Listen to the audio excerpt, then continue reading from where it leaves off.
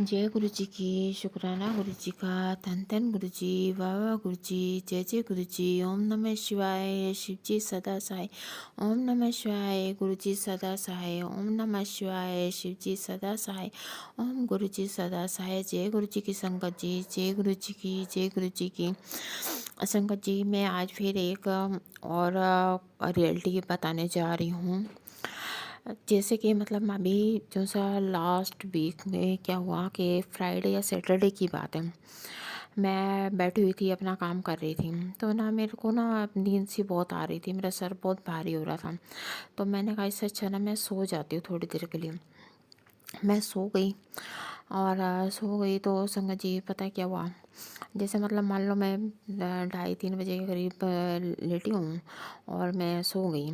और शायद ऐसा इसलिए भी होता है कि जैसे कभी कोई चीज़ भगवान जी गुरु जी दिखाना चाहते हैं तो तब भी होता है। जस्ट एक इंट्यूशन हुआ सोते में। वो ये हुआ कि फिर मैं हूँ और मैं उठी हूँ, उसी चीज़ को देखते हुए मैं एकदम से घबरा गई और मैं उठी हूँ। तो मैंने सपने में क्या देखा, बहुत रियल सपना देखा। और उसमें देखा मैंने जो गुरुजी का आश्रम है, वहाँ पर जो बड़ा वाला शिवलिंग है ना, वहाँ पर। और गुरुजी खड़े हैं आगे वहाँ पर। अब पता नहीं क्या हुआ है, लाइटनिंग हुई है, ये कुछ जैसे कहते हैं ना, कुछ चीज़ें होती है, आकाशवाणी होती है, शायद आपने सुना होगा कभी, है ना। तो इस तरह से मतलब कुछ हुआ है या क्या हुआ, लेकिन ये भी नहीं लगता कि किसी ने कोई अटैक किया है ना। लेकिन वहाँ पर हुआ कुछ ऐसा है कि आश्रम का कुछ हिस्सा है ना, जो उनके शिवलिंग वाली साइड में दरबार में जाता है, वो थोड़ा सा ऐसे ही हो गया। और ना ऊपर जैसे लाइटनिंग हो रही है और गुरु जी जो से हैं शिवलिंग के आगे आके खड़े हो जाते हैं। और शिवलिंग को तो खैर कुछ नहीं होता, लेकिन गुरु जी है ना, उनके चेहरे पे ना थोड़े से जैसे क्रैक्स आ जाते हैं। लेकिन फिर भी गुरु जी मतलब ठीक है, उन्हें कुछ हुआ नहीं है।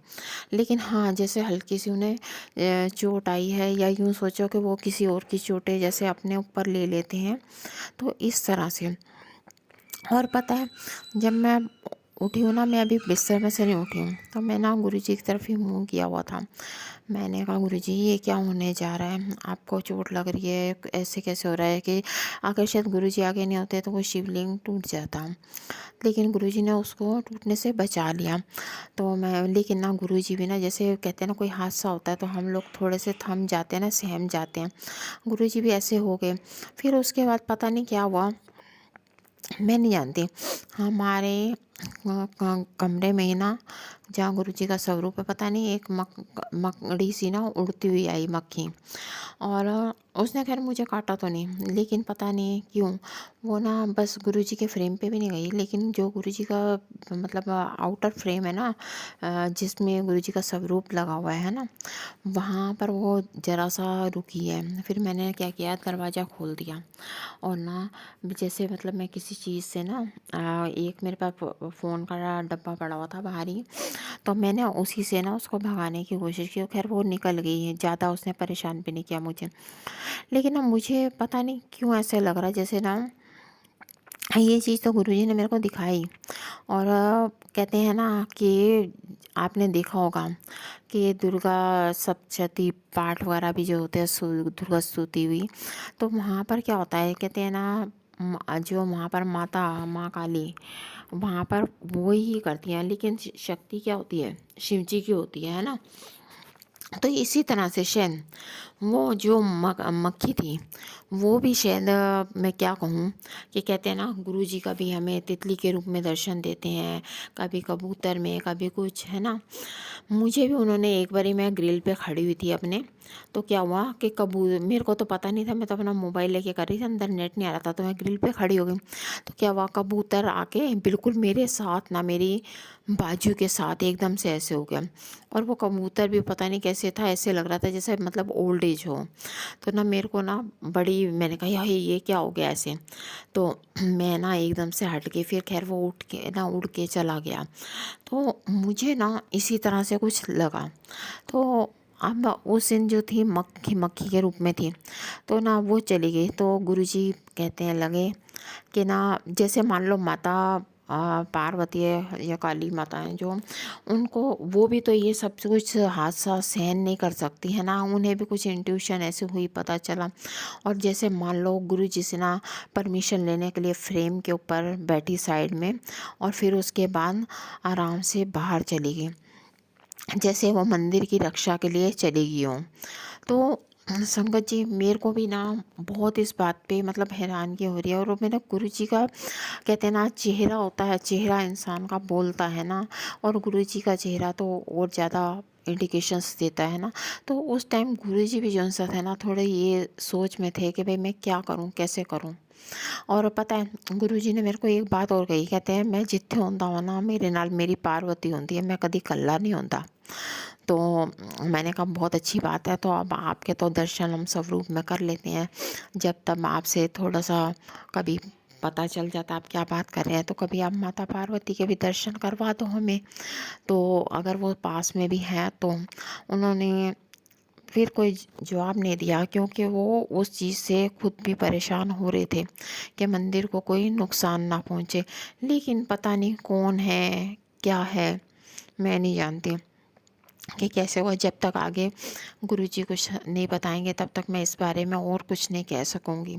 लेकिन ये है कि हमको जौन सा है प्रार्थना करनी चाहिए गुरुजी से भी, भगवान जी से भी, कि वाकई में अगर गुरुजी का आश्रम है तो शायद स्वर्ग जैसा ही मंदिर है, कि शायद ऐसे मंदिर मैंने कहीं और नहीं देखे इस तरह के। चाहे मैं मथुरा वृंदावन में भी गई हूँ, मैंने वहाँ भी देखे, लेकिन जो नज़ारा गुरुजी के आश्रम का है वो नज़ारा कहीं और ऐसा नहीं है। और कहते हैं जैसे मान लो धरती पे स्वर्ग वाला सिस्टम है यहाँ पर मंदिर में, है ना। तो भगवान करे, ये गुरु जी करें कि हमेशा ये जो सा है गुरु जी का मंदिर दरबार सुरक्षित रहे। सब संगतें आती जाती रहती हैं और वो उनका आना जाना भी लगा रहे, और गुरु जी की कृपा भी होती रहे। जय गुरु जी की संगत जी। कोशिश करिएगा सब लोग, प्रार्थना करिएगा गुरु जी से भी, भगवान जी से भी, कि ऐसा जो नज़ारा मैंने देखा, मुझे इंट्यूशन हुई, क्यों हुई, है ना। तो ऐसा नहीं होना चाहिए। या यूँ सोच लो कि एक चीज़ मेरे माइंड में और आ रही है कि जैसे गुरु जी ने कहा था ना, हूँ सतयुग आ गया मेरा की कम, है ना। लेकिन उन्होंने ये भी कहा था कि जब जब मेरी संगतें मुझे याद करेंगी, जैसे मेरा सत्संग करेंगी, तो मैं आऊँगा, है ना। और लेकिन मंदिर को, दरबार को कोई नुकसान तो नहीं होना चाहिए, वो जैसा है वैसे रहे, जैसे उसकी मेंटेनेंस हो रही है वो होती रहे, है ना। जो भी संगत जी वहाँ पर जाना चाहें वो आना जाना उनका होता रहे। लेकिन देखो सतयुग अगर है, आना है, तो गुरुजी के आश्रम के टूटने का कोई रीज़न नहीं होना चाहिए। वो जो है स्वर्ग जैसा है तो वो वहाँ पर वैसे का वैसा ही रहना चाहिए। जय गुरु जी की संगत जी, जय गुरु जी की, शुक्राना गुरु जी का, धन धन गुरु जी, जय जय गुरु जी, जय जय गुरु जी। एक ओंकार सतनाम श्री वाहिगुरु जी। जय गुरु जी, शुक्राना गुरु जी का, धन धन गुरु जी, धन धन गुरु जी, धन धन गुरु जी। और पता है संगत जी, आप देख रहे होंगे इस स्वरूप में कि पीछे शिवलिंग है और आगे गुरु जी का स्वरूप है।